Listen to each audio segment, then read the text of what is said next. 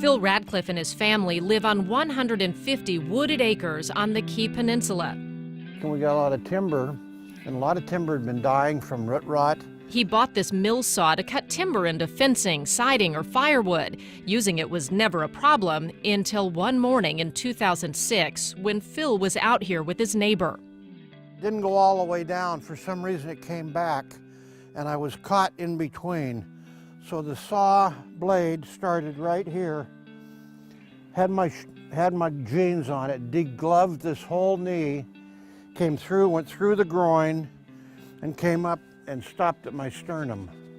My neighbor came over, he was over there. I'm laying on my back, and I know I cut my leg off or my arms, I'm sure of that. But I moved both legs, and I moved both arms. I was happy. I got up, and I walked over, and the golf cart was sitting there, and I told my neighbor, I said, run down to the shop, call 911, and get me to Harborview. The neighbor who had been with him came to the door, and I said, what's going on? And he said, it's Phil, he's been hurt. And I said, is it bad? And he said, yeah, it's really bad. The 3-foot blade had missed all of Phil's vital organs and major arteries. Airlift Northwest rushed Phil to Harborview. After Phil was stabilized, Dr. Lisa McIntyre began to try to undo the damage of that 36-inch blade and explain to Phil's wife what a challenge that may be.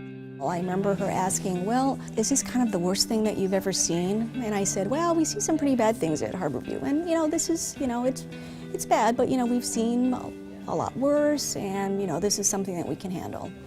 But over time, as more and more of his abdominal wall sort of started getting infected, and we have to go back to the operating room and just basically chip away at his abdominal wall, it got to the point one day when I just told her, it's actually getting to be one of the worst things that I've seen.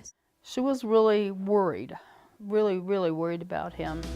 Over the next 2 months, Phil had some 30 surgeries. Because of the constant need to remove dead and dying tissue, he was in the burn intensive care unit.